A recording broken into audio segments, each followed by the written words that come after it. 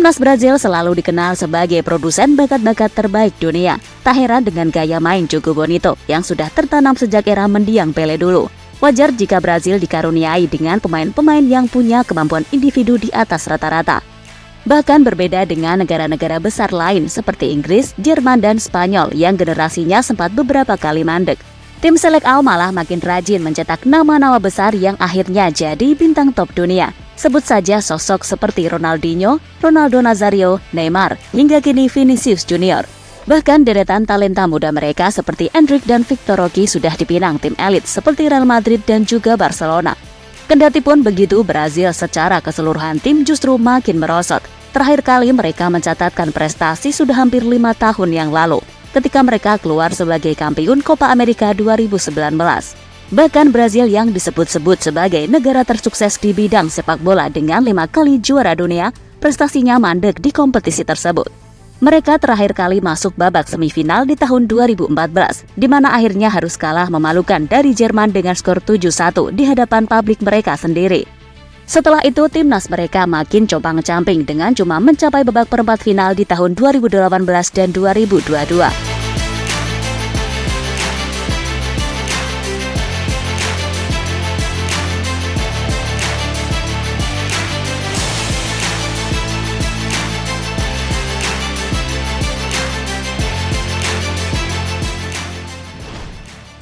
Hasil buruk tersebut memaksa Tite yang sudah menukangi timnas mereka selama kurang lebih 8 tahun lamanya untuk mundur dari kursi kepelatihan tim Samba. Alhasil bukannya makin membaik, prestasi mereka justru turun-menurun. Bahkan di ajang kualifikasi Piala Dunia 2026 mendatang, mereka cuma menempati peringkat ke-6, hasil dari 2 kali menang, 1 kali imbang, dan juga 3 kali kekalahan. Masalahnya mereka juga stuck dalam urusan mencetak gol, meskipun barisan tengah dan depan mereka bisa dibilang sangat mewah dengan dihiasi bintang-bintang kelas dunia. Tim Seleção tercatat baru membukukan 8 gol dan kebobolan 7 kali. Hal ini pun berbeda jauh ketimbang Brazil di era kepelatihan Tite, yang mampu menjebloskan 40 gol dan cuma kebobolan 5 kali di ajang kualifikasi Piala Dunia 2022 lalu. Melihat kondisi mereka yang makin mengenaskan, salah satu tim lower division di Brazil bernama Ibis menyebut tim Seleção sebagai tim terburuk di dunia saat ini. Dengan mengatakan bahwa klub mereka punya jumlah kemenangan yang lebih banyak ketimbang timnas Brazil di tahun 2023 ini. Lantas apakah yang sebenarnya terjadi dengan timnas Brazil sehingga kehilangan tajinya di ajang internasional? Berikut ulasan selengkapnya.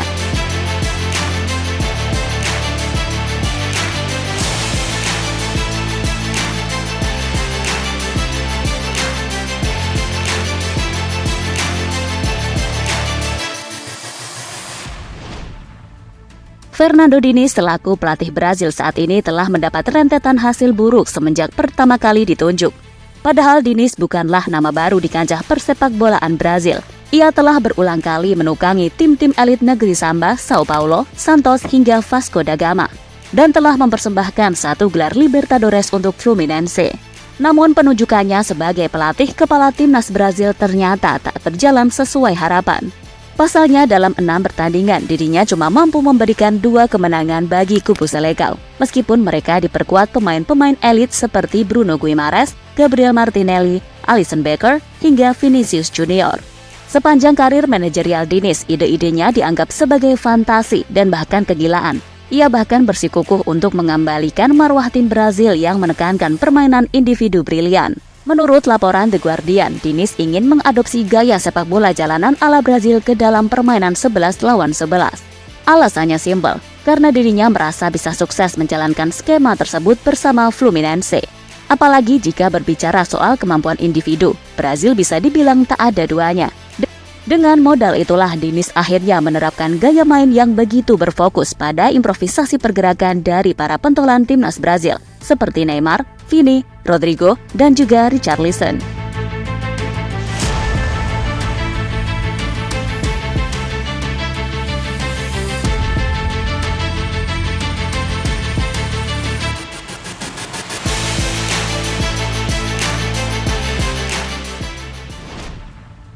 Di atas kertas memang jelas kalau skema tersebut sangat brilian. Namun Diniz barangkali perlu sesekali menatap dirinya di depan cermin dan berkata bahwa skema tersebut sudah terlalu kuno dan ketinggalan zaman.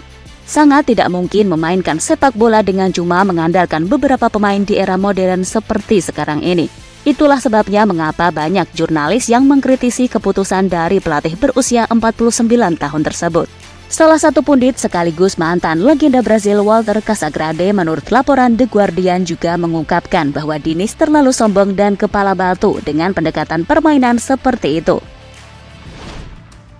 Memang benar, permainan yang berpusat pada satu atau beberapa pemain terkadang bisa bekerja dengan baik. Kita bisa melihatnya pada kasus yang dialami Argentina, yang begitu bergantung pada sosok Lionel Messi, dan akhirnya keluar sebagai juara Copa America dan Piala Dunia.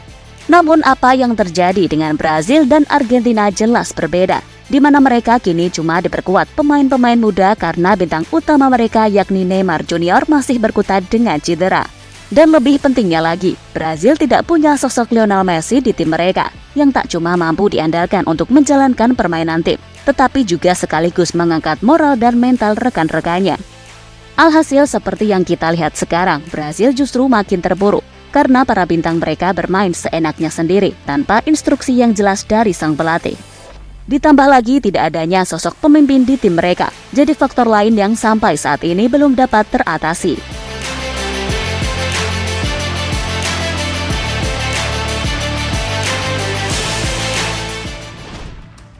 Rivalitas Brazil dan Argentina sudah berlangsung sejak dahulu, apalagi keduanya merupakan tim terbaik di daerah Amerika Latin.